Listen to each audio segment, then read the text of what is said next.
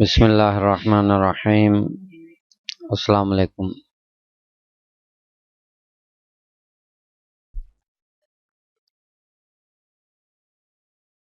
आप लोग सिर्फ कोई एक पर्सन जो है मेरे को चैट में बता दे कि आवाज़ मेरी आ रही है सारों को।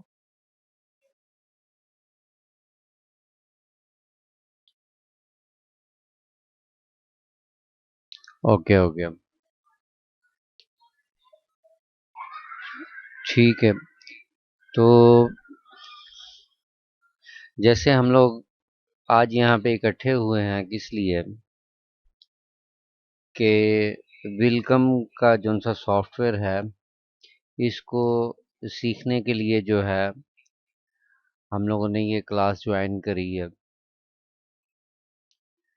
सबसे पहले मैं अपना बता देता हूँ कि मैं जो है तकरीबन 10 साल से इस फील्ड के अंदर हूँ और मैंने तकरीबन हर किस्म का काम इसमें किया हुआ है। एशिया से रिलेटेड भी, अरब से रिलेटेड भी, यूरोप से रिलेटेड भी। तो आज हम लोग जो है विलकम का इंट्रो लेंगे कि हम लोग इससे क्या क्या वर्किंग कर सकते हैं।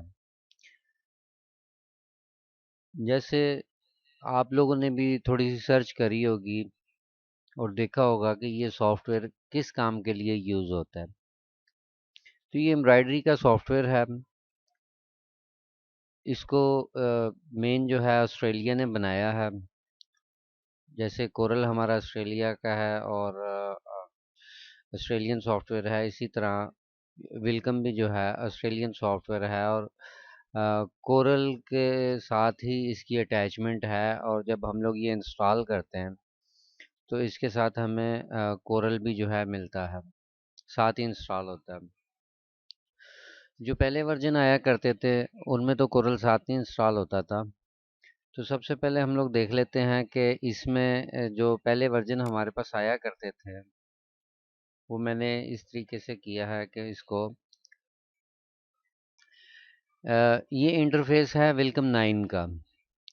ठीक है ना। सबसे पहले वेलकम 9 था, उससे पहले 8 भी था, 7 भी था, लेकिन उस पे उन दिनों में उन टाइम में ज़्यादा वर्किंग नहीं हुआ करती थी। तो जब ज़्यादा इस पे वर्किंग होना शुरू हुई एम्ब्रॉयडरी के ऊपर तो ज़्यादा जो सा डिज़ाइनरों ने सीखा जिसमें यानी कि ज़्यादा लोग जो है इंटर हुए इसमें, वो वेलकम 9 जो है बड़ी तादाद में लोगों ने सीखा।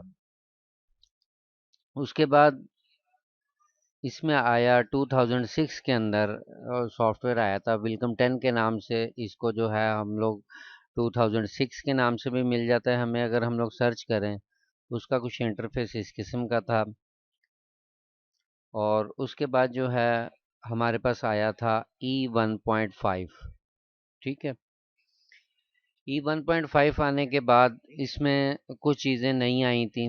वेलकम 9 में और 10 में तो तकरीबन मिलती जुलती ही थी। इसमें थोड़ा सा डिफरेंट उन्होंने किया था, इसका इंटरफेस चेंज कर दिया था काफ़ी। फिर उसके बाद जो है ये थोड़ा अरसा ही चला था। E1.5 जो है थोड़े अरसे बाद ही E2 आ गया था और E2 के ऊपर ही हम लोग सारी वर्किंग करेंगे, जितनी भी वर्किंग करेंगे। ठीक है। E1.5 और E2 जो है 2.0 जो है ये तकरीबन ऐसे ही थे जैसे वेलकम 9 और 10 था हमारा। ठीक है। उसके बाद वेलकम E3 आया। ये E3 का सॉफ्टवेयर है। इसमें इंटरफेस का चेंज, कलर जो है उन्होंने चेंज कर दिया था और कुछ इफ़ेक्ट जो है दिए थे नए। और ये ज़्यादा जो है नहीं चला क्योंकि इसका क्रैक जो है लोगों के पास मौजूद नहीं था। ज़ाहिर सी बात है, हम लोग एशिया में रहते हैं तो यहाँ पे लोग कोशिश करते हैं कि हम लोग फ्री सॉफ्टवेयर को जो है यूज़ कर सकें। तो हमें उसके लिए हम लोग उसका क्रैक तलाश करते हैं। कोई ना कोई ऐसे दोस्त हैं हमारे जो क्रैक बना लेते हैं, सॉफ्टवेयर से रिलेटेड हैं। तो वो फिर एक चीज़ जो है मार्केट में फिर अवेलेबल हो जाती है। अगर उसका क्रैक आ जाए तो। E3 का क्रैक नहीं बना था, तो ये जो है ज़्यादा लोगों ने जो है यूज़ नहीं किया। ठीक है।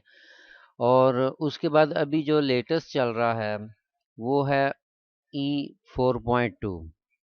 ठीक है। E4.2 में E2 से अगर इसका मुवाजना किया जाए तो काफ़ी चीज़ें जो हैं चेंज हैं, जिसमें इसको सिर्फ अगर नया कोई बंदा, नया पर्सन कोई इसको सीखना चाहता है तो उसको थोड़ा सा जो है इसके आइकॉन्स समझने में थोड़ी सी प्रॉब्लम होती है। जो पहले हमारे पास E2 था, ई टू से पहले पहले जितने भी हमारे पास इसके वर्जन आए, उनमें कुछ आइकॉन्स ऐसे बने हुए थे जो कि नॉर्मल जो आम बंदा सीखने वाला न्यू पर्सन जो सा होता है, बिगनर होता है, उसको सीखने में बहुत आसानी होती है। तो मैं भी इसीलिए पहले प्रेफर करता हूँ कि आप E2 सीखें। E2 सीखने के बाद जब आप E4.2 पे जाएंगे तो कुछ चीज़ें आपको वहाँ से मिलती जुलती मिलेंगी, और कुछ आइकॉन्स आपको यहाँ पे जो न्यू मिलेंगे उन पे आप सर्चिंग करके उनको वर्किंग कर सकते हैं, उन पे वर्किंग कर सकते हैं। ठीक है। जो काम आप E4 के अंदर कर सकते हैं वही काम आप E2 के अंदर भी कर सकते हैं। सिर्फ और सिर्फ ये है कि इसके अंदर 4 या 5 इफ़ेक्ट जो हैं नए दिए गए हैं, और वही इफ़ेक्ट जो हैं आप मैन्युअली भी E2 के अंदर भी बना सकते हैं। ठीक है। तो एक छोटी सी प्रॉब्लम ये होगी कि मेरे पास जो ज़ूम है ये रजिस्टर्ड नहीं है। तकरीबन ये 40 मिनट के लिए चलता है, और उसके बाद जो है दोबारा से लॉगिन करना पड़ता है। ये थोड़ा सा आप लोगों को जो है मुश्किल होगी कि 40 मिनट के बाद जो है आप लोगों को ये आपको लॉगिन दोबारा से करना पड़ेगा। ठीक है। अगर बीच में इंटरप्ट हो जाता है तो आपने लॉगिन करके वापस आ जाना। अच्छा, आज जो है आप लोगों को ग्रुप के अंदर, जो हमारा व्हाट्सएप का ग्रुप है, उसके अंदर आप लोगों को ये सॉफ्टवेयर का लिंक कि आप कहाँ से ये डाउनलोड कर सकते हैं, इसका क्रैक भी जो है आप लोगों को मिलेगा, और ये सॉफ्टवेयर भी मिलेगा। और आप लोगों को एक लिंक भी शेयर किया जाएगा वीडियो का, जिसको देखते हुए आप लोग ये E2 जो है इंस्टॉल कर सकते हैं अपने सिस्टम के अंदर। ठीक है। इसके लिए मिनिमम आपके पास विंडो 7 होनी चाहिए, और अगर 64 बिट है तो बेस्ट है, अगर नहीं तो 32 बिट में भी ये हो जाता है। ठीक है।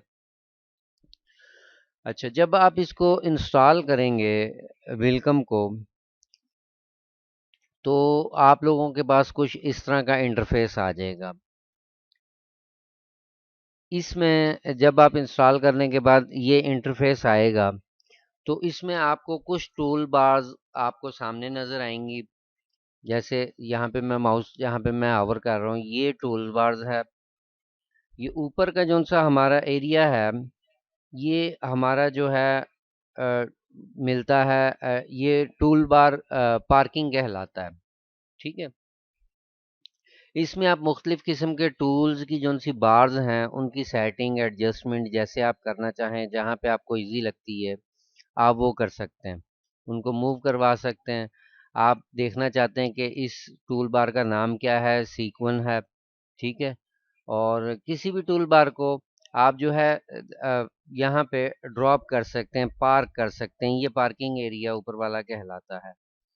साइड में हमारे पास, अगर देखें मैं इसको अनपिन करूं तो ये मेरे आपके पास इंटरफेस ऐसा आएगा, और आपने जस्ट ऑब्जेक्ट प्रॉपर्टी वाली जो सी आपकी ये इंटरफेस होगा, इसको आपने पिन कर लेना है। ठीक है। जैसे ही आप इसको पिन करेंगे तो ये यहाँ पे आपके पास ऐसे ही रहेगा, या कहीं नहीं जाएगा। ठीक है। अगर हमारे पास है ये टूल बार, फर्ज करें कि हमारे पास से ये टूल बार्स हमारे से, ये हम लोग चेक कर रहे थे और उसके बाद हम लोग ने यहाँ से क्रॉस कर दिया, तो हमें ये पता होना चाहिए कि हम लोग ये टूल बार को दोबारा कैसे ला सकते हैं। जैसे मैंने आप लोगों को बताया कि ये सीक्वेंस नाम है इस टूल बार का। अब देखें, अगर मैं इसको क्रॉस कर देता हूँ तो अब मेरे पास तो सामने ये चीज़ नहीं है।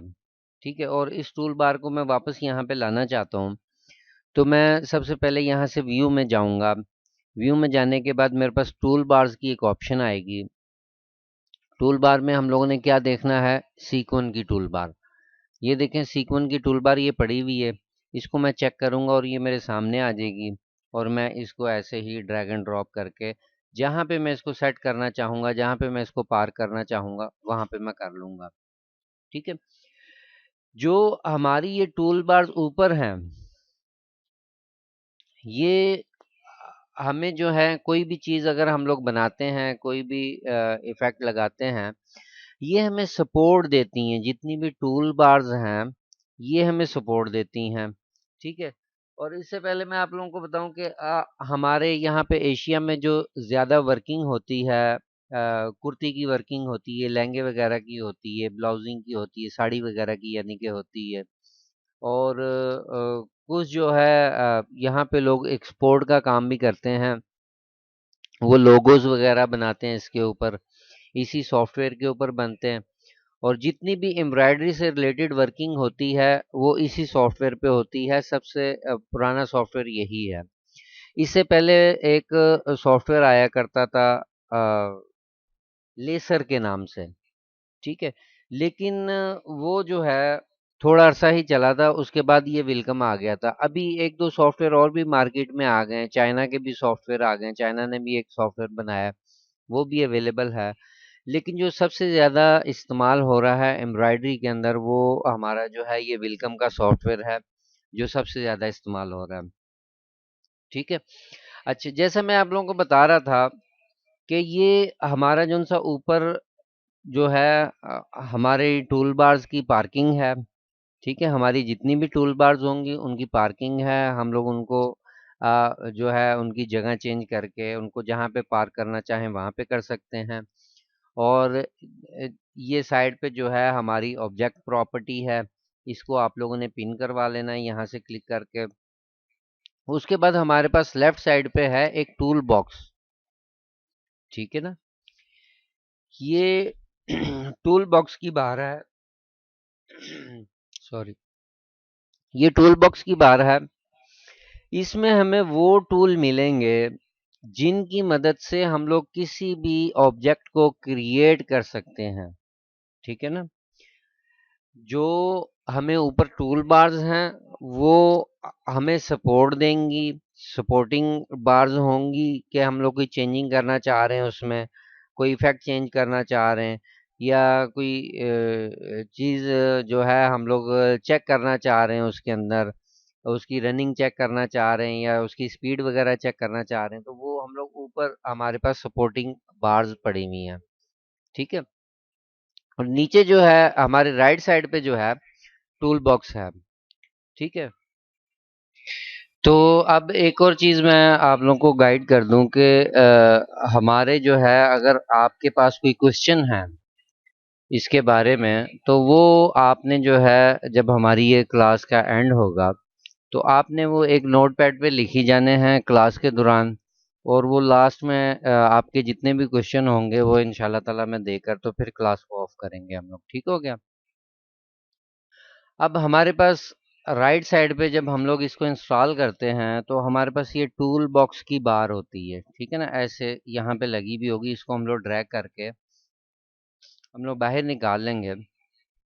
अब इस टूल बॉक्स के अंदर जितने भी हमें आइकॉन्स नज़र आ रहे हैं, ठीक है, इसके आपको राइट साइड पे बॉटम पे आपको एक एरो नज़र आ रहा होगा। जैसे ही उस पर क्लिक करेंगे तो इसमें से एक और आपको टूल बार मिलेगी।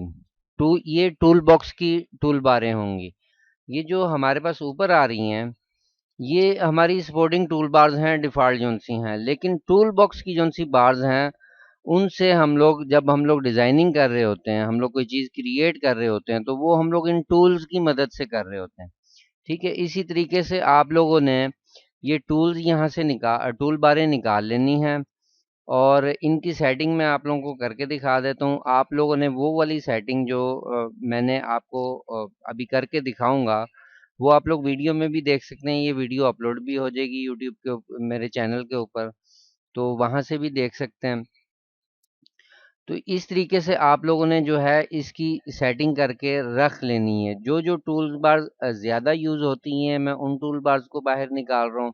जो हमें काम देती हैं कोई भी चीज़ बनाने के लिए, जो ज़्यादा यूज़ होती हैं, ठीक है ना?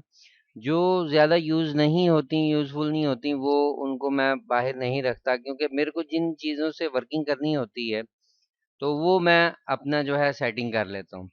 अब देखें, ये टूल बॉक्स को हम लोग इस पार्किंग एरिया में लगा सकते हैं। जैसे राइट साइड पे था, तो इस टूल बॉक्स को भी हम लोग अपने पार्किंग एरिया में, जो हमारी टूल बार की पार्किंग है, हम लोग वहां पे लगा सकते हैं। अब देखें, जैसे मैंने आप लोगों को ये इंटरफेस दिखाए, जैसे देखें कि इस इनमें तो जब ये E1.5 आया था, तो उसमें तो हम लोग जो है टूल बार को अपनी सेटिंग दे दिया करते थे। यानी कि जहाँ पे हमें ज़रूरत होती थी, वो हम लोग उनका व्यू लेकर उनकी सेटिंग कर लिया करते थे। लेकिन जो पुराने हमारे सॉफ्टवेयर थे, उनमें जो सेटिंग थी, मैं वो सेटिंग को लेके चलता हूँ जिसमें मुझे आसानी होती है।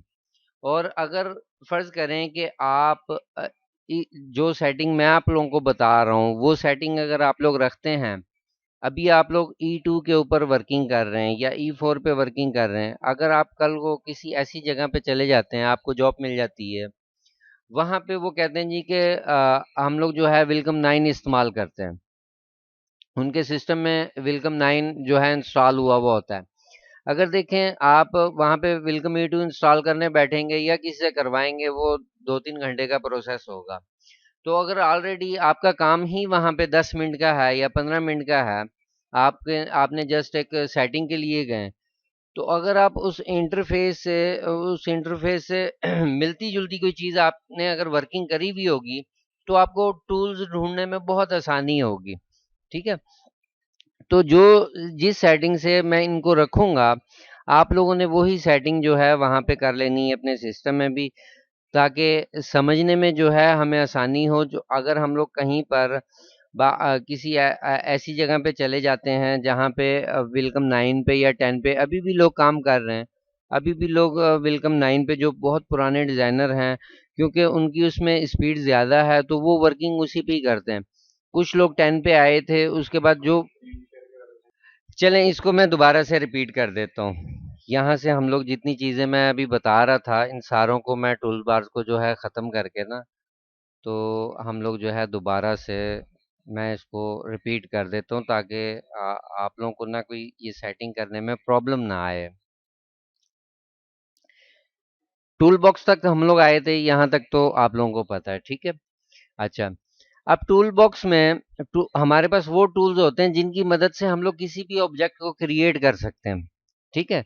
जैसे मैंने बताया कि ऊपर हमारे पास जो सा पार्किंग एरिया है, उनमें टूल बार हैं हमारे पास, जो हमें सपोर्ट करेंगी किसी भी सेटिंग के लिए। यानी कि किसी भी डिज़ाइन की हम लोग सेटिंग करना चाह रहे हैं, तो ये टूल्स बार हमें सेटिंग में जो है सपोर्ट करेंगी। ठीक है? अच्छा, टूल बॉक्स के अंदर, ये टूल बॉक्स की बार है। टूल बॉक्स के अंदर हमारे पास वो टूल्स होंगे जिनकी मदद से हम लोग किसी भी चीज़ को क्रिएट कर सकते हैं, किसी भी डिज़ाइन को, किसी भी ऑब्जेक्ट को हम लोग क्रिएट कर सकते हैं। ठीक है? अब जैसे मैं बता रहा था कि आप लोगों को कि ये देखिए, ये इंटरफेस जो है वेलकम 10 का है। ठीक है? अब जिस तरीके से यहाँ पे उन्होंने ये लगाई हुई थी, आइकॉन्स वगैरह लगाए हुए थे इसके टूल बॉक्स के, तो वो जो है हमें काफ़ी आसानी हो जाती है अगर हम लोग कहीं और जाकर काम करते हैं।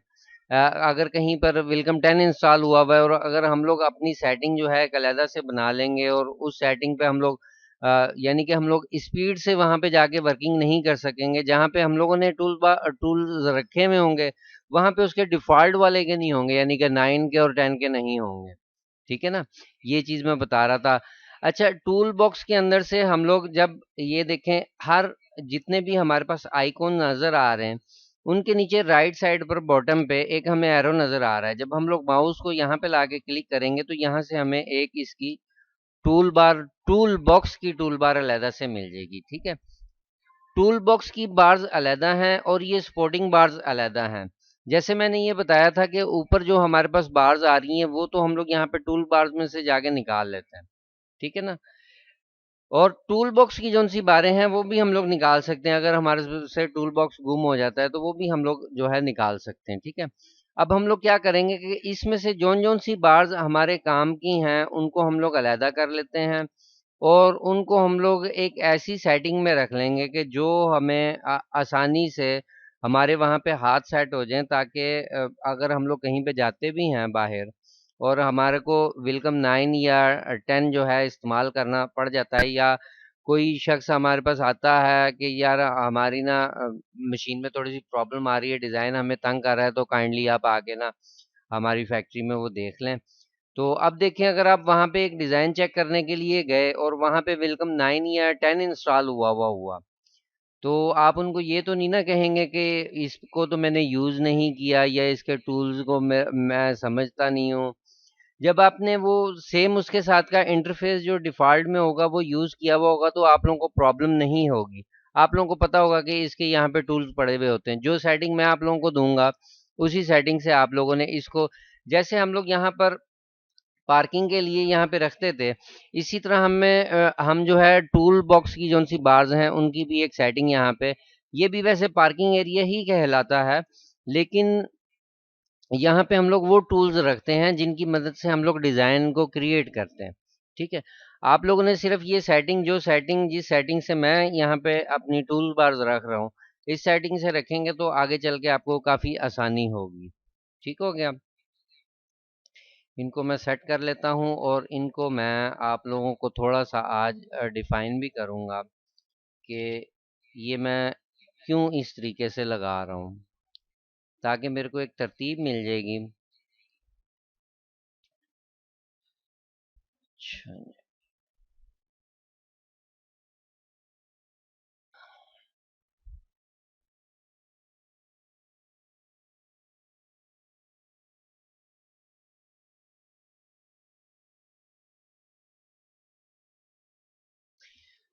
ये देखें, अब मैं क्या करूँगा कि अगर मेरे को फ़र्ज़ करें किसी टूल बॉक्स की जौन सी मेरी बार है अगर हाइड हो जाती है या मेरे से क्रॉस लग जाता है, तो वो उसको फिर मैं कैसे देख सकता हूँ, ठीक है ना?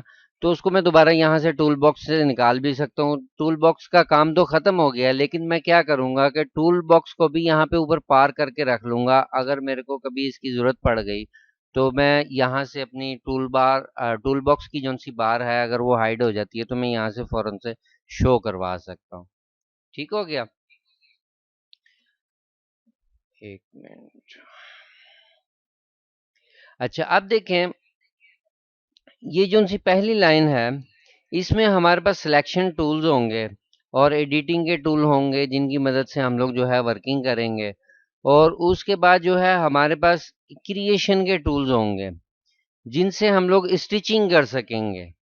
ठीक है, और उसके बाद हमारे पास जौन से हैं वो ड्राइंग के टूल होंगे और उसके सपोर्टिंग टूल होंगे। उसके बाद हमें जो है ट्रैवल करने के या उसके कलर चेक करने के होंगे। ये अभी हमारे काम की चीज़ें नहीं हैं। आज हम लोग जो है सिर्फ देखेंगे कि ड्राइंग जो है, देखें कोई भी अगर आप डिज़ाइन बनाना चाहते हैं, कुछ भी बनाना चाहते हैं, कुछ भी आपके माइंड में है, आप एक फ्लावर बनाना चाहते हैं या आप एक पत्ती बनाना चाहते हैं, लीफ बनाना चाहते हैं, तो सबसे पहले आपके पास अगर उसकी ड्राइंग अच्छी होगी तो आपका डिज़ाइन भी अच्छा बनेगा। अगर आपकी ड्राइंग अच्छी नहीं होगी तो उसकी लुक वो नहीं निकलेगी जो यानी कि होनी चाहिए रियल में। अच्छा, अब हमारे पास इसके अंदर ये जो सी टूल बार है ना, ये ड्राइंग टूल है। ड्राइंग टूल की टूल बार है और इसकी मदद से हम लोग जो है ड्राइंग जो है बना सकते हैं किसी भी चीज़ की। अब देखें, हम लोग इतने माहिर तो हैं नहीं, क्योंकि हम लोग तो बिगनर हैं अभी। हम लोगों को शुरुआत यहाँ से करनी चाहिए कि सबसे पहले हम लोग एक ड्राइंग अच्छी बनाना सीखें। जब हमें ड्राइंग अच्छी मिल जाएगी तो हम लोग स्टिचिंग करना उसके अंदर, यानी कि स्टिचेस देनी, यानी कि धागे जो उनसे लगे हुए हैं, ये इतना मुश्किल नहीं है।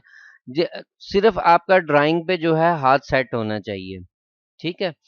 अच्छा, ये ड्राइंग की टूल बार की मैं थोड़ी सी वर्किंग भी दूंगा आप लोगों को। क्लास थोड़ी सी अगर बड़ी भी होगी तो थोड़ा सा आप लोगों ने जो है बर्दाश्त करना है इस चीज़ को, क्योंकि आज मैं ये चाह रहा था कि सिर्फ इंट्रो दूं, लेकिन इंट्रो में इतनी चीज़ें नहीं आ सकी, तो मैं चाह रहा हूँ कि आप लोगों को कुछ ऐसी वर्किंग दे दूं जिस पे आप जो है घर पे बैठ के वर्किंग कर सकें। अच्छा, अब अगर हम लोग ड्राइंग करना चाहते हैं, हमारे पास यहाँ पर कोई ऐसी चीज नहीं है कि जिस पे हम लोग ड्राइंग कर सकें। देखिए, जब हम लोग छोटे होते स्कूल जाते हैं, प्रेप में होते हैं, नर्सरी में होते हैं, तो हमें जो सी ड्राइंग की हमारी बुक होती है ना, उस पे हमारे को एक स्केच बना हुआ मिलता है, जिसके ऊपर हम लोग अपनी पेंसिल को जो है ड्रा करते रहते हैं, और हम लोग जो है उसकी एक अच्छी शेप जो है वो हमें मिल जाती है। ठीक है। तो इसी तरीके से हम लोग इसके अंदर इमेज कैसे ला सकते हैं। मिसाल के तौर पर हम लोग किसी इमेज के ऊपर वर्किंग करना चाहते हैं, कोई हमारे पास फ्लावर की इमेज है, कोई शिप की इमेज है, किसी भी लोगो की इमेज है, या कोई हमारे पास बॉर्डर की इमेज है, उसको हम लोग कैसे ला सकते हैं। ये सारी चीजें ऊपर वाली भी आप लोगों को मैंने बता दी पार्किंग एरिया के बारे में, और ये लेफ्ट साइड पे भी हमारे पास पार्किंग एरिया है, और ये ऑब्जेक्ट प्रॉपर्टी को आपने पिन कर लेना है। इसको भी मैं डिफाइन करूंगा इंशाल्लाह ताला नेक्स्ट क्लास में, कि इस बार को हम लोगों ने, ये जो सा इंटरफेस है, इसको हम लोगों ने यहाँ पे क्यों किया है, और इसका हमें क्या फायदा हो सकता है। ठीक है। और एक और चीज कि हमें देखें, जब हम लोगों ने यानी कि एक नई फाइल ली, नई फाइल अगर मैं लेना चाहता हूँ यहाँ पर, तो एक तो मैं यहाँ से न्यू करूँगा, वो तरीका है कि मैं इस पे क्लिक करूँगा, मेरे पास एक न्यू फाइल आ जाएगी। ठीक हो गया। और दूसरा तरीका ये है कि मैं फाइल में जाऊँगा, यहाँ से न्यू करूँगा, और फिर भी मेरे पास फाइल आ जाएगी। और तीसरा तरीका ये है कि कंट्रोल एन हम लोग करेंगे, हमारे पास ये इसकी शॉर्टकट की होती है।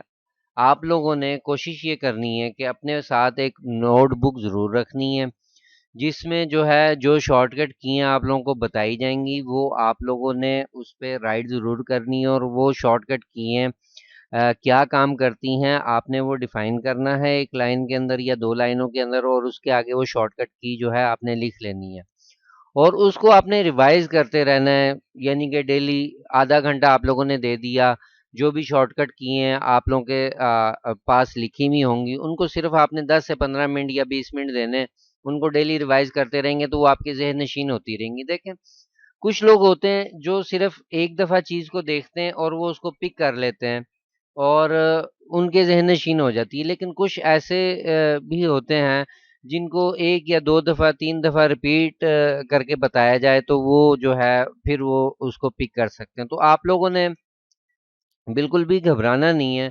अगर कोई चीज़ एक दफ़ा समझ नहीं आ रही होगी, तो उसको हम लोग रिपीट कर लिया करेंगे दोबारा से उसको, यानी कि वो क्लास हम लोग दोबारा से कर लिया करेंगे, या उसका थोड़ा-सा हमारी जो-सी क्लास का सेक्शन होगा, थोड़ा-सा हम लोग जो है उसके लिए रख लिया करेंगे, जो चीज़ हमें प्रीवियस क्लास में समझ नहीं आई होगी। ठीक है? अब जब हम लोग एक न्यू फाइल लेते हैं यहाँ से, न्यू फाइल लेने के बाद हमें ये एक ग्राफ नज़र आ रहा है हमारी फाइल के ऊपर। ठीक है। अब ये ग्राफ जो है ग्रिड कहलाता है। ठीक है ना, ये ग्रिड कहलाता है, और ये डिफ़ॉल्ट में, यानी कि इसको मैं ज़ूम करना चाहता हूँ या ज़ूम आउट करना चाहता हूँ, तो उसके लिए हमारे पास इसकी शॉर्टकट की होती है, इसको ज़ूम इन करने के लिए ज़ेड की। ठीक है। ज़ेड को हम लोग दबाते जाएंगे तो ये चीज़ ज़ूम इन होती जाएगी, और शिफ्ट ज़ेड को, यानी कि शिफ्ट प्लस ज़ेड करेंगे तो ये ज़ूम आउट होती जाएगी। ठीक है। जितना भी हम लोग इसको आउट करना चाहें और इन करना चाहें, तो इस तरीके से कर सकते हैं। वेलकम 10 तक तो यही शॉर्टकट की थी, लेकिन जब E1.5 आया, उन्होंने उसके अंदर जो है हमारा जो सा स्क्रोल है माउस का, उसमें ये चीज़ जो है ऐड कर दी कि अगर हम लोग माउस के स्क्रॉल को अप करेंगे, अप साइड पे, यानी कि उसको मूव करवाएंगे उस व्हील को, स्क्रॉल के व्हील को, तो ये ज़ूम इन होगा। अगर डाउन साइड पे हम लोग यानी कि उसको मूव करवाएंगे तो ये ज़ूम आउट होगा। ठीक है। इसकी शॉर्टकट की आप लोगों ने नोटपैड पे ज़रूर लिख लेनी है अपनी कॉपी के अंदर। ठीक है।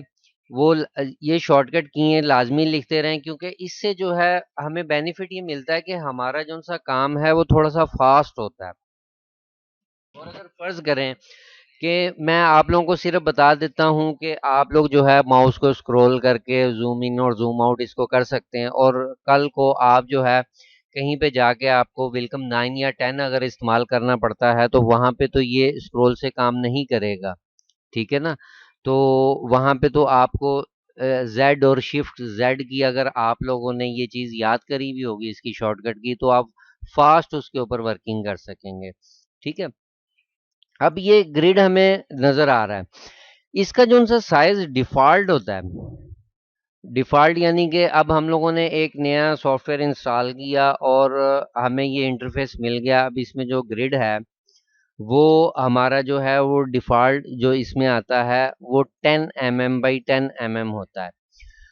और हम लोगों ने इसमें डिज़ाइनिंग के अंदर, वेलकम के अंदर जितनी भी वर्किंग करनी है वो mm में करनी है, इंचेस में नहीं करनी। उसकी रीज़न ये है कि जो हमारी मशीनें होती हैं, एम्ब्रॉयडरी मशीनें, मल्टी हेड जो सी मशीनें होती हैं, उनके ऊपर उनकी जो सी सेटिंग हुई भी होती है वो एमएम में होती है।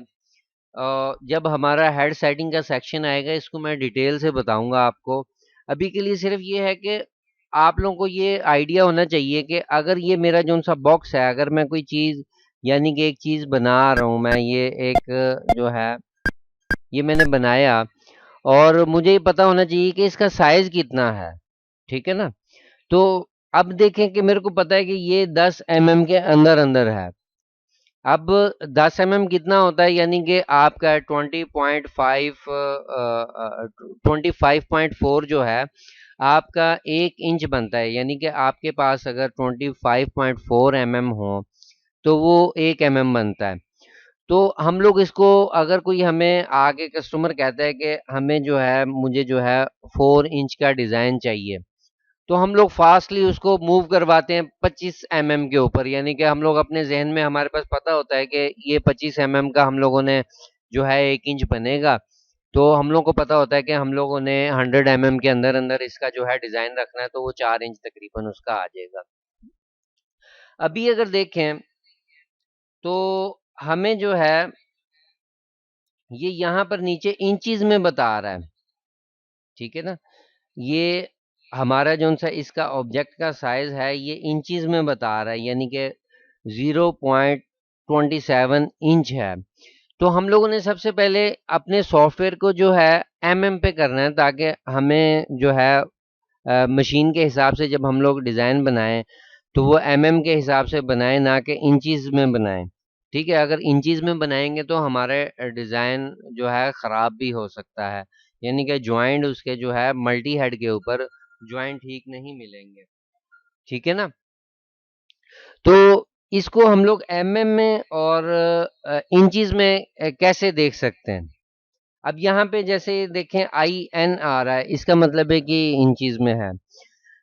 यहाँ पे हमारे पास एक टूल बार होगी व्यू के नाम से। ठीक है, इसमें ये देखें कि एक जगह पर यूएस लिखा हुआ आ रहा है। जब ये यूएस लिखा हुआ होगा तो ये हमें इंचीज में बता रहा होगा इसकी हाइट और विड्थ। डब्ल्यू मीन जो है वो विड्थ होगी और एच मीन जो है वो हाइट होगी। ठीक है, अब ये हमें इंचीज में बता रहा है। अगर यहाँ पे हमारा यूएस लिखा हुआ है तो ये हमें इंचीज में बताएगा। अगर हम लोग इसको मैट्रिक में कर लेंगे, यानी कि जैसे ही मैं यहाँ पे क्लिक करता हूँ तो मेरे पास दो ऑप्शंस आ जाती हैं, एक इंचीज की आ जाती है और दूसरी जो है एमएम की आ जाती है। मैं इसको मैट्रिक पे करूंगा तो ये अब मुझे जो है एमएम में बताएगा, इसकी हाइट भी और विड्थ भी इस ऑब्जेक्ट की। ठीक है, इसको मैं वापस वहां पे पार कर देता हूँ। अब देखें कि मुझे पता है कि ये जो मेरा बॉक्स है ग्राफ का ये 10 mm का है। ठीक है, और इसके अंदर जो है मैंने एक ऑब्जेक्ट बनाया, उसका देखें साइज आ रहा है, विड्थ जो है उसकी 6.88 आ रही है mm और हाइट जो है उसकी 7 पॉइंट जो है 94 आ रही है। ठीक है,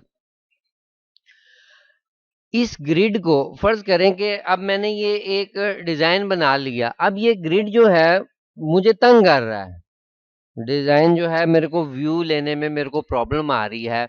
मैं ये चाहता हूं कि वक्ती तौर पर ये ग्रिड जो है वो हाइड हो जाए। ठीक है ना? ये ग्रिड हाइड हो जाए, उसके लिए इसकी शॉर्टकट की होती है शिफ्ट जी। शिफ्ट प्लस जी करेंगे तो ये हाइड हो जाएगा और शिफ्ट प्लस जी ही करेंगे तो ये शो हो जाएगा। ठीक है, ये भी चीज आप लोग नोट कर लें। Shift G, G for God, और शिफ्ट प्लस जी करेंगे, ये हाइड और शो करेगा उसको, ठीक है। ग्रिड को, जो हमारा ग्रिड है उसको शो और हाइड करने के लिए शिफ्ट जी यूज होगा। और ऊपर हमें ये एक चीज नजर आ रही है, वो है, ये कहलाती है रूलर बार, ठीक है। रूलर बार जो है, अगर फर्ज करें कि मैं एक किसी चीज का सेंटर बनाना चाहता हूं, यानी कि मैंने अगर एक यहाँ पर एक दायरा लगाया, यानी कि एक सर्कल लगाया, तो मैं इसका सेंटर लेना चाह रहा हूँ। तो ये रूलर बार हमें रूलर क्या करता है, हमें गाइडर प्रोवाइड करता है। अगर किसी ने जो है फोटोशॉप या कोरल इस्तेमाल किया हुआ है, वो इस चीज को ज्यादा बेहतर समझता होगा, जो ये गाइडर होते हैं, ठीक है। तो जो बिगनर हैं उनके लिए मैं ये बता रहा हूँ कि ये जैसे ही हम लोग रूलर बार के ऊपर, ये जो उनसे रूलर है हमारा, इसके ऊपर जैसे ही जाके क्लिक करूंगा, तो ये हमें एक गाइडर दे देगा। गाइडर क्या करेगा कि उसको हम लोग कहीं पे भी मूव कर सकते हैं, जहां पे हमें सेंटर उसका चाहिए होगा हम लोग वहां पे कर लेंगे। अब देखें, जैसे मैंने यहाँ पे क्लिक किया और एक दफा माउस को छोड़ दिया, तो वहां पे भी गाइडर आ गया। जब मैंने दोबारा से क्लिक किया और एक और मुझे गाइडर मिल गया, और उसी को मैंने अभी क्लिक को छोड़ा नहीं, लेफ्ट क्लिक मैंने किया हुआ है, लेफ्ट क्लिक से ही ये आएगा। तो इसको मैं मूव करवाता जा रहा हूँ, ठीक है। अब जैसे ही छूटा और मेरा क्लिक हुआ हुआ था, और दोबारा से एक और गाइडर आ गया, ठीक है। अगर मेरे पास गाइडर ज्यादा हो गए, अब मैं इनको हाइड करना चाह रहा हूँ गाइडर को, तो मैं क्या करूंगा, जस्ट इसके ऊपर येलो एरो के ऊपर क्लिक करूंगा और इसको आपकी तरफ ले जाऊंगा, तो ये गायब हो जाएगा, ठीक है। अब इन गाइडर की मदद से मैं इस सर्कल का जो है अगर सेंटर लेना चाह रहा हूँ, तो वो मैं ले सकता हूँ। यानी कि मैंने हॉरिजॉन्टली इसका जो है वो ले लिया अभी गाइडर की मदद से सेंटर, और यहाँ से जो है मैं वर्टिकली भी ले लूंगा, जहाँ पे सेट होगा वहां पे मैं इसका सेंटर ले लूंगा। ये दो चीजें जो हैं, आप लोगों ने एक एक चीज मैंने आप लोगों को ये बताई कि आप लोग इसमें से मैट्रिक और यूएस पे करेंगे। यूएस पे करेंगे तो आपको ये जो है इंचीज में बताएगा आपके ऑब्जेक्ट का साइज या आपके डिजाइन का साइज, और अगर मैट्रिक में करेंगे तो एमएम पे बताएगा। दूसरी चीज आज आप लोगों को बताई कि आप लोग जो है किसी भी चीज का अगर सेंटर, या आप लोग अलाइन किसी चीज को रखना चाहते हैं, एक तरतीब से रखना चाहते हैं, तो आप वक्ती तौर पर ये गाइडर को यूज कर सकते हैं। उसके आगे, यानी कि अगर मैं फर्ज करेंगे ये सर्कल जो है एक लाइन में लगाना चाह रहा हूँ, तो मैं जो है इस गाइडर के साथ साथ नीचे आता रहूंगा और एक जो है तरतीब से उसको लगा लूंगा। लेकिन अगर गाइडर की मदद ना हो मेरे पास, तो भी ये चीजें आगे पीछे हो जाएंगी, ठीक है। और दूसरी बात कि जो ऑब्जेक्ट, मिसाल के तौर पर ये सर्कल मेरा ऊपर सिलेक्शन में है, इसको मैं ख़त्म करना चाह रहा हूँ, फाइल के अंदर से ख़त्म करना चाह रहा हूँ, तो मैं डिलीट करूँगा, दूसरे के ऊपर सेलेक्ट करके उसको डिलीट करूँगा, ठीक है। तो डिलीट कर सकता हूँ मैं। अब उसके बाद ये चीज़ है कि हम लोगों ने सबसे पहले तो सीखनी है ड्राइंग के, ड्राइंग हम लोग कैसे कर सकते हैं, ड्राइंग के कौन कौन से टूल्स हैं जो हमारे पास, ये ड्राइंग की टूल बार है, इसके अंदर कौन कौन से टूल हैं। अब हमारे पास यहाँ पर अगर कोई इमेज हो और उसके ऊपर अगर हम लोग ड्राइंग करें, तो हमें कितनी आसानी हो जाएगी, बजाय कि हम लोग यहाँ पर खुद अगर कोई चीज़ बनाएंगे तो शायद वो चीज़ ठीक ना बने जो हम लोग बनाना चाहते हैं। अगर एक फ्लावर बनाना चाहें, तो शायद हमें अभी जो है, क्योंकि हम लोग बिगनर हैं, तो हमें वो प्रॉब्लम होगी फ्लावर बनाने में। अगर कोई हमें कह देता है जी कि आप फ्लावर बना के दिखाओ ड्राइंग टूल, अगर आपको यूज करना आता है, तो अगर हमारे पास पीछे एक ड्राइंग उसकी पड़ी हुई होगी, यानी कि एक पिक्चर पड़ी हुई होगी, इमेज होगी, तो हम लोग इजीली जो है उसके ऊपर वर्किंग कर सकते हैं। ठीक हो गया। अब हम लोग एक चीज इसमें ये करते हैं कि हम लोग ये सीखते हैं कि इसमें हम लोग इमेज को लेके कैसे आ सकते हैं। अब देखें, इस फाइल में तो कोई चीज नहीं है यहाँ पे जिस पे हम लोग जो है ड्राइंग बना सकें, ठीक है। एक तो मैं ये करता हूँ कि हम लोग वापस पहली वाली फाइल में चले जाते हैं और इसको जो है हम लोग बंद कर लेते हैं। ये आ गए हम लोग यहाँ पे। अब मैं ये चाह रहा हूँ कि यहाँ पे मैं एक इमेज लाना चाह रहा हूँ किसी भी चीज की, जिसके ऊपर मैं जो है ड्राइंग कर सकूं। इसमें दो तरीके हैं इमेज लाने के, इमेज इंसर्ट करने के दो तरीके हैं। एक तो तरीका ये है कि आप ड्रैग एंड ड्रॉप कर सकते हैं।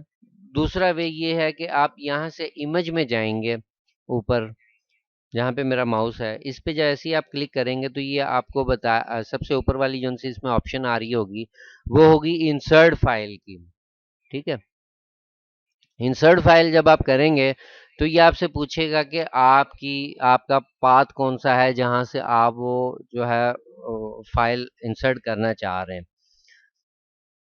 जब हम लोग वेलकम को इंस्टॉल करते हैं तो हमारे पास डिफ़ॉल्ट के अंदर देखिए, ये तो सारों को ही पता होगा कि कोई भी जो सा सॉफ्टवेयर हमारा इंस्टॉल होता है वो हमारी सी ड्राइव के अंदर होता है।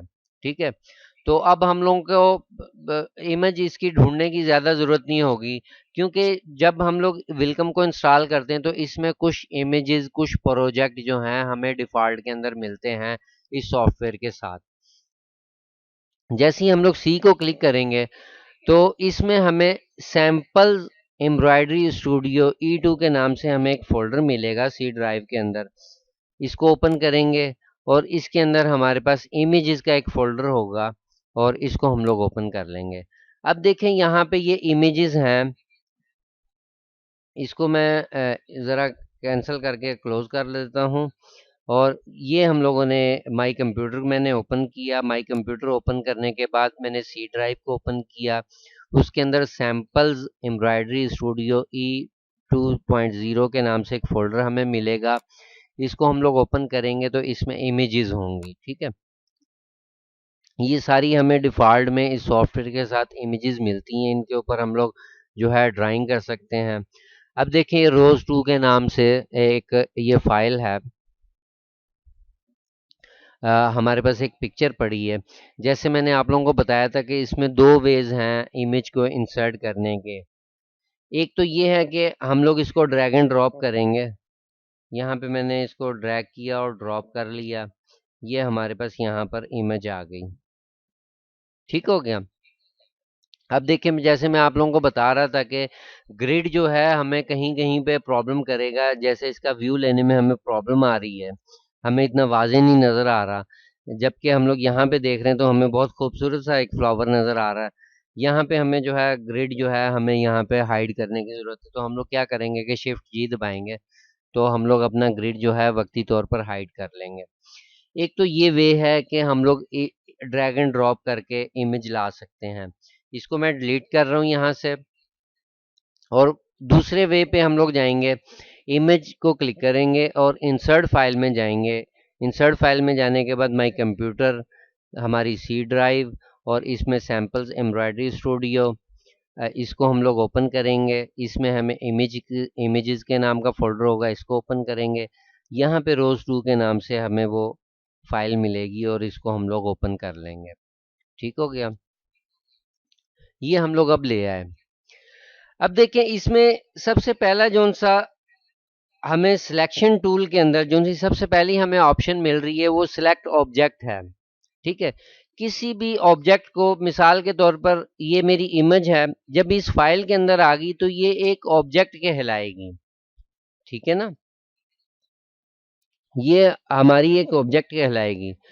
जैसे मैंने कुछ राइटिंग करी है, ये भी एक ऑब्जेक्ट है। ठीक है, और इसमें तो मुख्तलिफ किस्म के भी ऑब्जेक्ट हैं, क्योंकि अभी ये ग्रुप हुआ है। ग्रुप से मुराद ये है कि मैंने एक ही दफ़ा में लिखा हुआ है तो ये एक ग्रुप है। यानी कि इसको उसने एक ऑब्जेक्ट कंसीडर किया हुआ है। जब मैं इसको ब्रेक कर लूँगा यानी कि अलग-अलग कर लूँगा तो वो इसको अलग-अलग जो है एक-एक ऑब्जेक्ट बताएगा, लेकिन अभी वो एक ही ऑब्जेक्ट बता रहा है। जैसे मैं इमेज लेके आया हूँ, अब मेरे पास इसमें एक इमेज है, वो मेरी सिलेक्शन में आ गई। सिलेक्शन में आने के बाद नीचे देखें, वो मुझे बता रहा है, जहाँ पे मेरा माउस है अगर यहाँ पे आप देखेंगे तो ऑब्जेक्ट 1 के नाम से ये मुझे बता रहा है। और इसकी जो है ये क्या है, एक बिड मैप है। ठीक है ना, ये बिड मैप है। और अगर मेरे पास यानी कि इसकी मैं डुप्लीकेट करना चाहता हूँ इसी इमेज की, जैसे देखें हम लोग ऑफिस एक्सेल वगैरह या नोटपैड में भी कोई चीज़ें हम लोग इस्तेमाल करते हैं, तो या इन पेज भी हम लोगों ने अगर इस्तेमाल किया हुआ हो, इस तरह के कोई भी सॉफ्टवेयर हम लोग कोरल वगैरह इस्तेमाल करते हैं, तो हमारे पास किसी भी चीज़ को डुप्लीकेट करने के लिए ना एक ही शॉर्टकट की जो बहुत ज़्यादा इस्तेमाल होती है बहुत ज़्यादा सॉफ्टवेयर के अंदर, वो होती है कंट्रोल डी। ठीक है, तो अब ये चीज़ मेरी सिलेक्शन में है। अगर मैंने साइड पे इसको माउस को क्लिक कर दिया तो ये चीज मेरी अब इमेज जो है सिलेक्शन में नहीं है। अगर मैं किसी चीज को सिलेक्शन में लाना चाहता हूँ तो मेरे पास ये इस सेलेक्ट टूल की जो सी बार है, इसका ये सिलेक्ट ऑब्जेक्ट जो है मेरा लाजमी क्लिक हुआ हुआ हो, मेरे हैंड में हो, यानी कि माउस जो है ये चीज हाईलाइट हो रही हो हमारी सिलेक्ट ऑब्जेक्ट जो है। तो जैसे ही मैं इसके ऊपर इमेज के ऊपर क्लिक करूंगा तो ये देखिए मेरे पास सिलेक्शन में आ गई।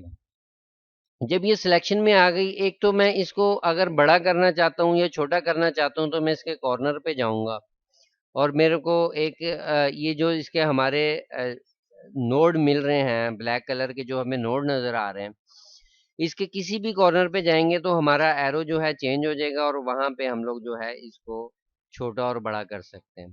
ठीक है ना। तो अब जैसे देखें जिस साइज में ये पहले थी इमेज, अब अगर मैं उस साइज में इसको सेट करना चाहूँ तो मेरे को नहीं आइडिया कि ये किस साइज में थी। ना तो मैंने इसका साइज यहाँ से नोट किया हुआ था और मैंने सिर्फ इसको यहाँ से जो है एरो को छेड़ा और मैंने जो है उसको उस साइज में ले गया। अब अगर मैं इसी में बैक करना चाहूँ, यानी कि मैं बैक जाना चाहूँ कि मेरे को इसकी ओरिजिनल साइजिंग जो है मिल जाए, तो मैं कंट्रोल जेड को यूज करूंगा।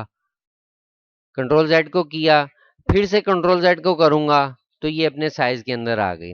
ठीक है, यानी कि ये उतना बैक चला जाता जाएगा जैसे मैं इसको मूव कर रहा था। अगर मैं फिर से कंट्रोल जेड करूंगा तो ये देखें यहाँ से उठाकर मैंने उस पॉइंट पे मैंने रखा था। तो जितनी दफा मैं कंट्रोल जेड करता जाऊंगा उतना मैं बैक जाता जाऊंगा इसके अंदर। अगर मेरे से कोई बनाते हुए चीज खराब हो गई है तो मैं ये चाह रहा हूँ या तो मैं उसको डिलीट कर दूं या कंट्रोल जेड करूं कि मैं बैक चला जाऊं। तो उसके लिए मैं कंट्रोल जेड की जो है अनडू करने के लिए मैं कंट्रोल जेड की कमांड को इस्तेमाल करूंगा, शॉर्टकट की को इस्तेमाल करूंगा। इस चीज को भी नोट कर लें, किसी भी चीज को अनडू करने के लिए हमें कंट्रोल जेड की शॉर्टकट की यूज करनी पड़ेगी। ठीक हो गया। अच्छा, अब मैं ये चाह रहा हूँ कि मैं ना इसको, एक तो यहाँ से छोटा बड़ा हो रहा है, मैं चाह रहा हूँ जहाँ पे मेरा माउस है ये जो सा मेरा पाथ है ये अप साइड पे हो। ये जो मेरा पाथ है, ये जो दो मेरे को ऑब्जेक्ट इसमें नजर आ रहे हैं फ्लावर के, तो मैं क्या करूंगा कि इसको राउंड मूव करवाने के लिए, राउंड में मूव करवाने के लिए इसके ऊपर एक और क्लिक करूंगा। जैसे ही क्लिक करूंगा तो मेरे जो से ये नोड मेरे को नजर आ रहे थे ये चेंज हो गए। अब ये राउंड के लिए हमें जो है नोड मिल गए हैं जब हम लोगों ने दूसरा क्लिक किया। तो मैं इसको कॉर्नर से पकड़कर जहां पे भी इसको रखना चाह रहा हूँ वहां पे मैं इसको मूव करवा सकता हूँ। ठीक है। और वापस इसको अपनी शेप में लाने के लिए मैं कंट्रोल जेड करूंगा तो मैं वापस वहां पे आ जाऊंगा जहां पे मैं था।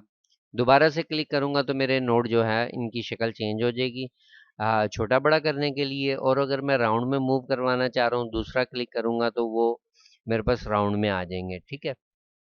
अब हम लोगों ने ये देखा कि इमेज को कैसे ला सकते हैं इसके अंदर। ठीक है, ग्रिड हम लोगों ने देखा आज, और इमेज को कैसे इंसर्ट कर सकते हैं।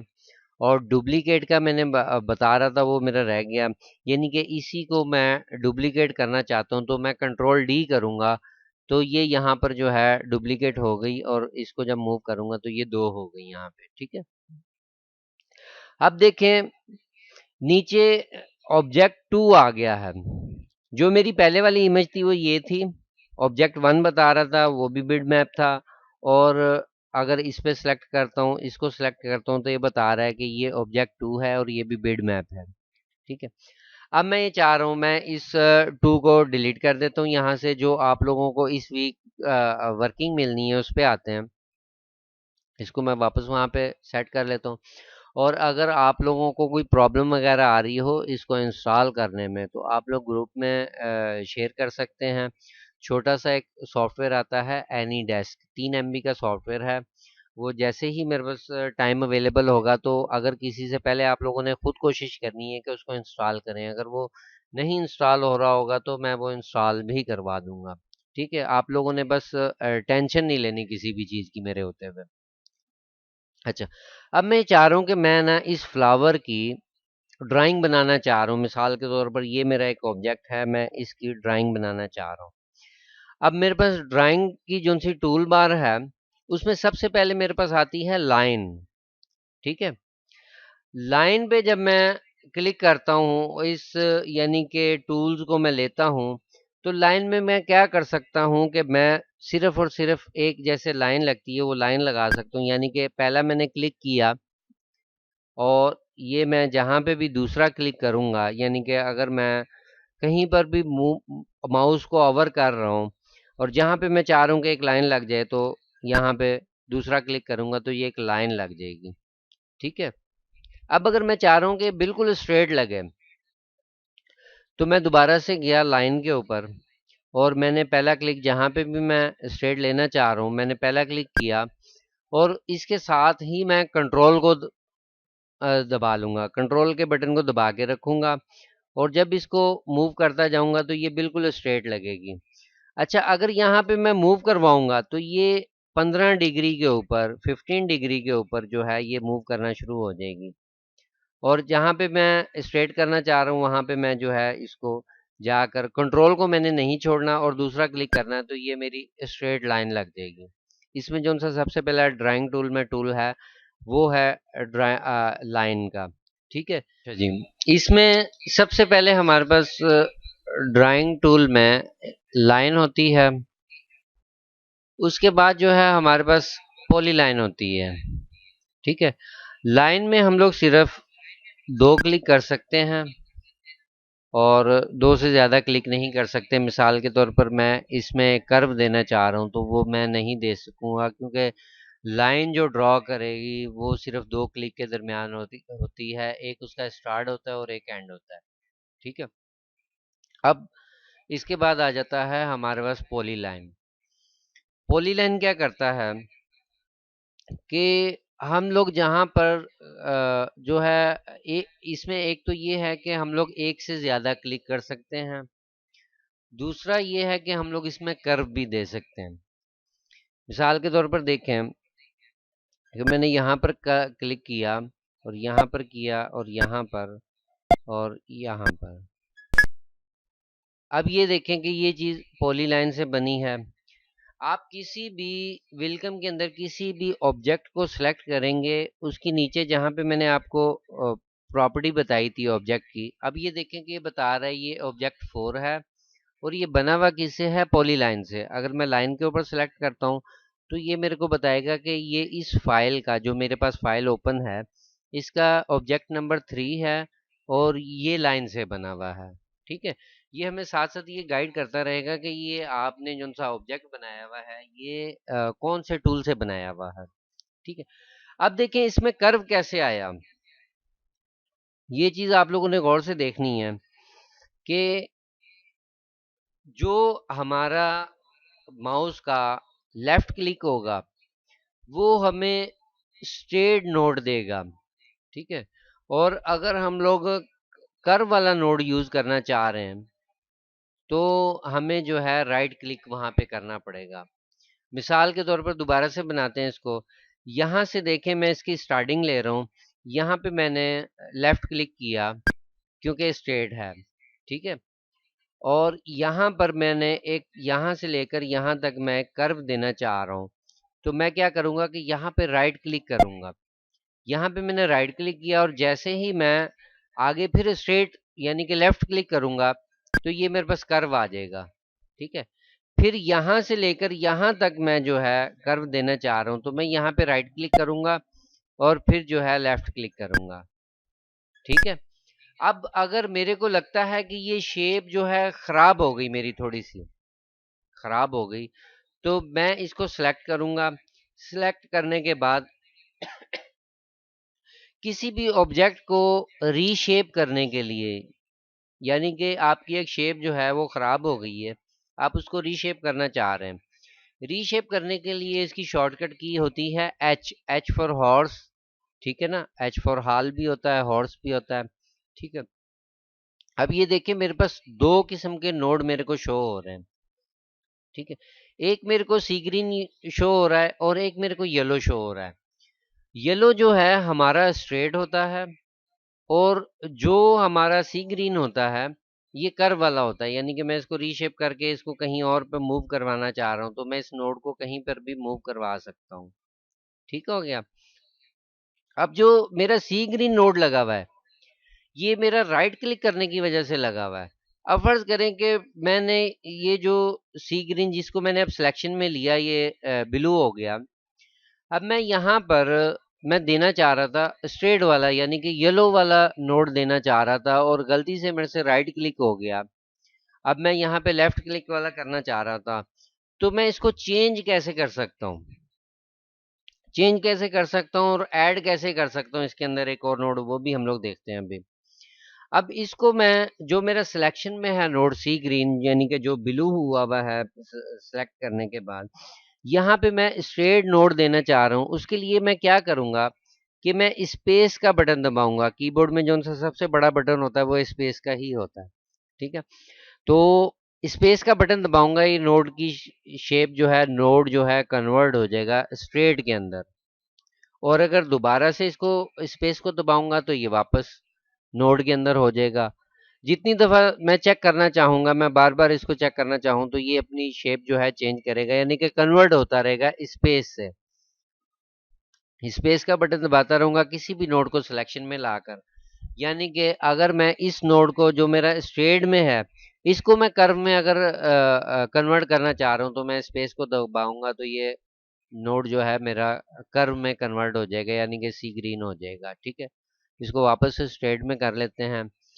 अब अगर मैं ये चाह रहा हूँ कि ये देखें ये लाइन यहाँ पे लाना चाह रहा हूँ, एक तो तरीका ये है कि यहाँ पे ले आया मैं और इसमें एक और नोड जो है मैं कर्व वाला ऐड करना चाह रहा हूँ। अगर मैं स्ट्रेट वाला करना चाह रहा हूँ तो मैं लेफ्ट क्लिक करूंगा और अगर मैं कर्व वाला करना चाह रहा हूँ तो मैं राइट क्लिक करूंगा। यानी कि यहाँ पे ले आया मैं और यहाँ पर मैंने क्लिक किया और मैंने राइट क्लिक करके एक और नोड जो है वो मैंने ले लिया। ठीक है, और अगर मैं स्ट्रेट वाला लेना चाह रहा हूँ तो मैं जो है अपना लेफ्ट क्लिक करूंगा तो मेरे पास स्ट्रेट। अब यहाँ पर मेरे पास एक एक्स्ट्रा नोड लग गया, इसको मैं चाह रहा हूँ कि ये डिलीट हो जाए तो इसको मैं सेलेक्ट करूंगा और डेल का बटन दबाऊंगा, ये डिलीट हो जाएगा। ठीक है, अच्छा ये चीज आप लोगों के समझ में आ गई कि इसमें हम लोगों ने दो टूल देखे ड्राइंग टूल के अंदर, एक लाइन और पॉलीलाइन। उसके बाद हमारे पास इसको मैं वापस रीशेप से अगर निकलना चाह रहा हूँ तो मैं सिलेक्शन टूल में आऊंगा और सिलेक्ट ऑब्जेक्ट करूंगा, ये अपने रीशेप से जो है वो निकल गया। ठीक है, अब इसमें थर्ड ऑप्शन आती है पॉलीगॉन की। ठीक है ना, सबसे पहले लाइन है, फिर पॉलीलाइन है और फिर पॉलीगॉन है। थर्ड नंबर पे है पॉलीगॉन।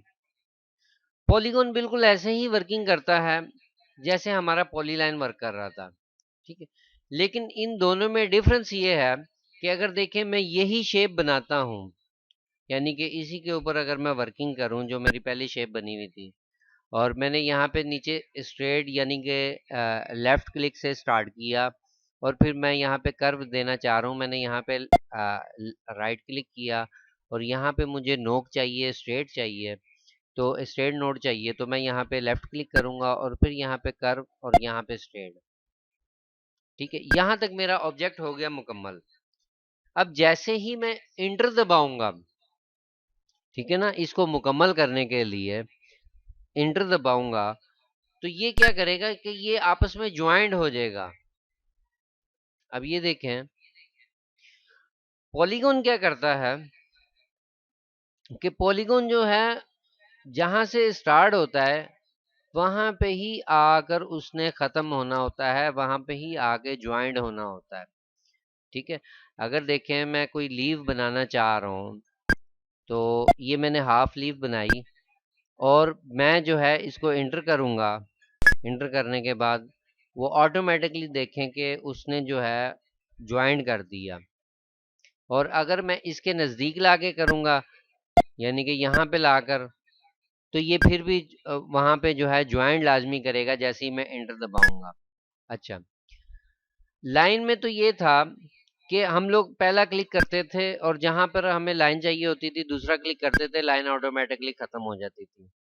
और पॉलीगॉन में ये है कि जैसे ही आप यानी कि ये चीज बना रहे होते हैं, पॉलीगॉन में कोई भी चीज बना रहे होते हैं, अब देखिए मेरा ऑब्जेक्ट मैं ये चाह रहा हूँ कि यहाँ पे खत्म हो जाए, तो मैं इंटर दबाऊंगा और ये वहां पे खत्म हो जाएगा। दूसरा ये होता है कि जैसे ही मेरा ऑब्जेक्ट यहाँ पे पॉलीलाइन का खत्म हुआ, और जो हमारा स्क्रॉल वाला व्हील होता है उसको जब हम लोग पुश करते हैं तो ये उससे भी वर्किंग करता है, हमारा इंटर का काम करता है। वो विलकम के सॉफ्टवेयर के अंदर स्क्रॉल जो सा पुश होता है बटन, उसका काम करता है। पुश करेंगे जब स्क्रॉल को, तो वो भी हमें इंटर का काम देगा। इंटर का बटन भी हम लोग दबा सकते हैं इसको फाइनल, यानी कि जहां तक हम लोगों ने मुकम्मल करना था पॉली लाइन को, वहां तक जहां तक हमें ऑब्जेक्ट चाहिए है, तो वहां पे हम लोग इंटर दबाएंगे तब भी ये ओके हो जाएगा। और अगर हम लोग स्क्रॉल को पुश करेंगे तब भी ये हो जाएगा।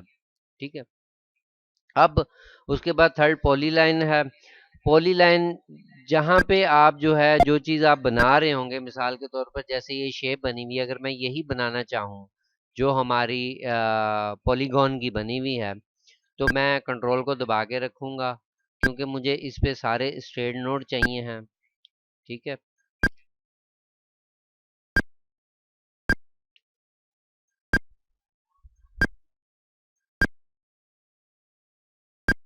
अब यहाँ पर मेरे को पता है कि बिल्कुल सीधी लगनी है, तो मैं यहाँ पर इसको यहाँ से इसके साइज में लाकर, अब यहाँ तक मेरे को पता है कि अब ये अगर ज्वाइंट मैंने करना है तो मैं जस्ट क्या करूंगा कि एंटर दबाऊंगा और वो चीज मेरी बन जाएगी। ठीक हो गया। अब इन सारी चीजों को हम लोग कर लेते हैं डिलीट, या डिलीट नहीं करते, कंट्रोल जेड कर लिया मैंने। इनको थोड़ा सा हम लोग छोटा कर लेते हैं ताकि हमारी सारी चीजें सामने भी रहें। उसके बाद इसमें जो सा फोर्थ आता है वो होता है एलिप्स। एलिप्स हमें सर्कल भी बना के देता है, और अगर आप बेजा शक्ल लेना चाह रहे हैं वो भी करके देता है। वो कैसे करता है? अगर देखिए मैंने एलिप्स को सिलेक्ट किया और मैंने जो है पहला क्लिक किया और माउस को ओवर किया, जितना बड़ा मेरे को दायरा चाहिए होगा या सर्कल चाहिए होगा मैं वहां तक ले जाऊंगा और इंटर को 2 दफा दबाऊंगा। ठीक हो गया। अब ये मेरा सर्कल जो है एक्यूरेट आ गया। अगर मैं इसको बेज़ल शक्ल देना चाह रहा हूँ तो एक तो मैं ऐसे भी दे सकता हूँ कि इसको यहाँ से छोटा कर लूँ, बेज़ल शक्ल आ जाएगी। दूसरा ये है कि अगर इसी से मैं बनाना चाह रहा हूँ तो मैंने पहले सेंटर में क्लिक किया जहाँ पे मैं सेंटर रखना चाह रहा हूँ। अब मैं जो है, अब मैंने देखे सर्कल के अंदर आपसे 2 दफा एंटर को दबाया है। अब आप जब पहले एंटर दबाते हैं तो उस टाइम पे यानी कि मैं यहाँ से इसको वो करना चाह रहा हूँ, और मैं जहाँ पे अभी मैंने एक इंटर दबाया है, ठीक है ना, जितनी मैं इसकी शेप लेना चाह रहा हूँ मैं वहां पे लेके जाऊंगा और दोबारा से इंटर दबाऊंगा। सॉरी, ये इंटर दबाया और यहाँ पर मैंने दोबारा से मैंने क्लिक किया। क्लिक करने के बाद मैंने इसको फाइनल कर लिया कि अब मुझे ये शेप चाहिए है। अब मैं दूसरा इंटर दबाऊंगा तो अब मुझे ये शेप मिल जाएगी। दोबारा से देख लेते हैं।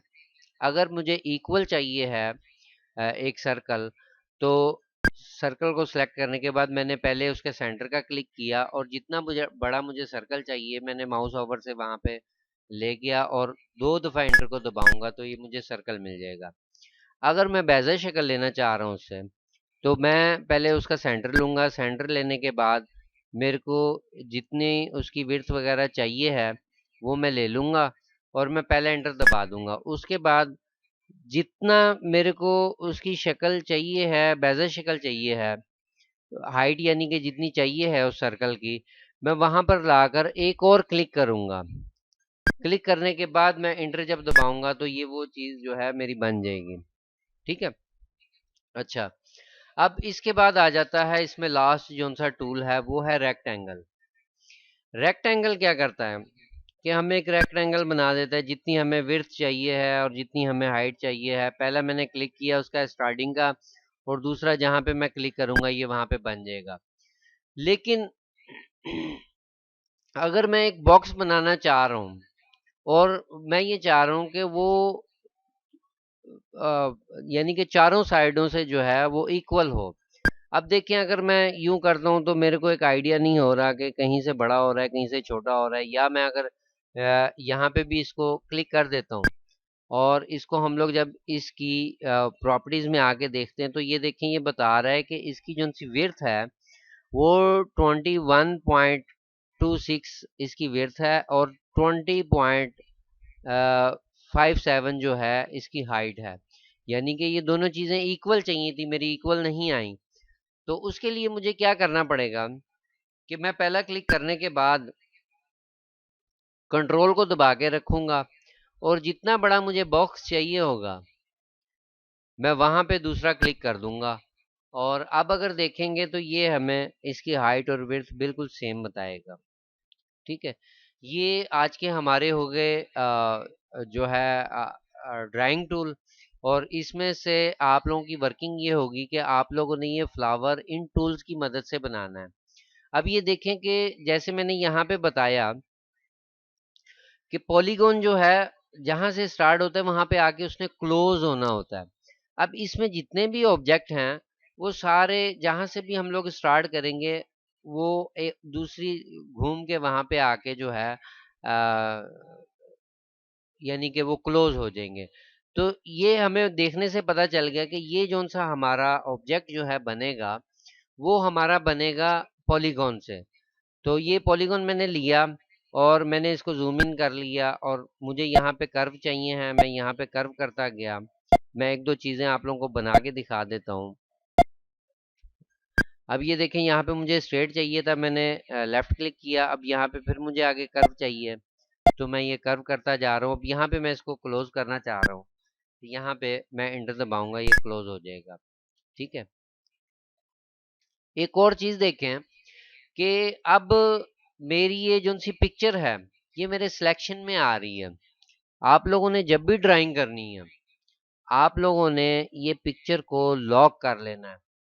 वो कैसे करेंगे, किसी भी ऑब्जेक्ट को आप लोगों ने ये लिखना है नोटबुक के अंदर, किसी भी ऑब्जेक्ट या इमेज को लॉक करने के लिए हमें के फॉर काइट जोन सी होती, के फॉर काइट, ठीक है ना।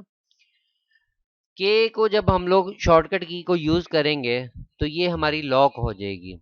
अब देखें कि अगर मैं इसके ऊपर क्लिक करता रहूं तो ये मेरी सिलेक्शन में नहीं आएगी क्योंकि ये इमेज जो है लॉक हो गई है। ठीक है, अब मैं इसको अगर अनलॉक करना चाह रहा हूं, मैं ये बताना चाह रहा हूं कि इसका हमें बेनिफिट क्या मिलेगा। इसके अनलॉक करने की जो सी शॉर्टकट की है वो है शिफ्ट के। ठीक है, के जो है इसको लॉक करेगी और शिफ्ट के जो है इसको अनलॉक करेगी। अब मैंने इसको अनलॉक कर लिया और अगर अब मैं सेलेक्ट करता हूं तो मैं जो है सिलेक्शन में आ रही है। अब हो सकता है अगर मैंने लॉक ना किया हुआ होता इसको और मैं फिर इस पे वर्किंग कर रहा होता, मेरे पास बड़ा डिजाइन है, समझे मैं यहाँ पे काम कर रहा हूँ और मेरे से यूं थोड़ी सी पिक्चर हिल गई माउस उस पे, यानी कि मैंने इमेज को लॉक नहीं किया हुआ था और यहाँ पे मैंने ऑब्जेक्ट बना लिया। मिसाल के तौर पर मैंने पॉलीलाइन ली, पॉलीगॉन ली सॉरी, तो इसको जो है मैंने यहाँ पे ऑब्जेक्ट बना लिया और मैंने एक ही इमेज के ऊपर काफी सारा जो है ड्राइंग मैंने कर ली। और अगर आप देखें कि वो मेरी जो सी इमेज हिल गई थी, अगर मैंने लॉक करी हुई होती तो मेरे साथ ये काम नहीं होता और जो शेप मैं लेना चाह रहा हूँ इस फ्लावर की सेम इस इमेज की वो मेरे को नहीं मिलेगी। ठीक है, दूसरा ये कि ये जो सा मैंने ऑब्जेक्ट बनाया है थोड़ा सा यहाँ से बाहर आ रहा है तो इसमें मैं क्या करूँगा कि रीशेप में जाकर इसको, अब यहाँ पे मुझे एक और नोड ऐड करना पड़ेगा तो मैं यहाँ पे ऐड कर लेता हूँ। अब यहाँ पे भी मुझे नोड ऐड करना पड़ेगा, मैं कर लेता हूँ। मैंने बिल्कुल उसके एजिस के ऊपर जो है वर्किंग करनी है जो मुझे शेप दी गई है। ठीक है ना। अब मेरे से गलती क्या हुई कि मैंने इस इमेज को लॉक नहीं किया हुआ था और मेरे से गलती से इमेज हिल गई। तो इसके लिए सबसे पहले आपने जैसे ही आप इमेज लेके आए उसको आप जहाँ पे आप रखना चाह रहे हैं वहां पे रखने के बाद जो है उसको लॉक लाजमी कर लें ताकि आपसे ये गलती ना हो। अब मैं कंट्रोल जेड करता हूँ और वापस वहाँ पे इमेज को लेके जाता हूँ। ये मेरी आ गई। अब मैंने लॉक कर लिया। लॉक करने के लिए मैंने आप लोगों को बताया कि के शॉर्टकट की है और अनलॉक करने के लिए शिफ्ट के है।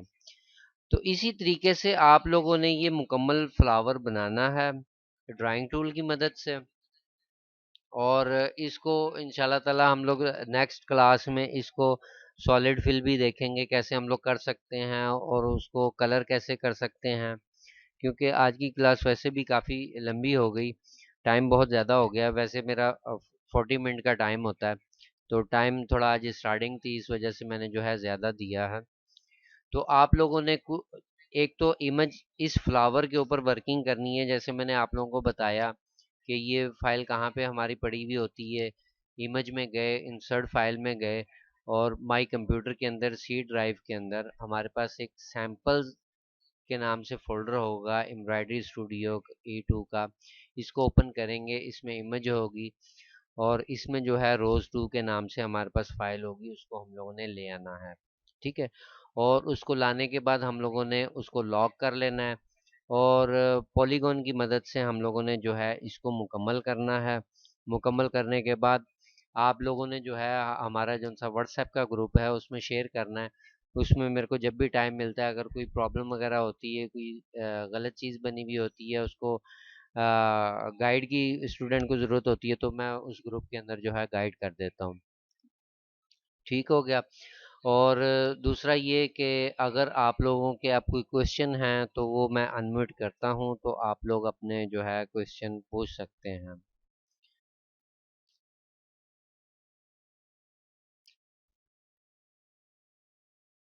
आ, ये आ गया।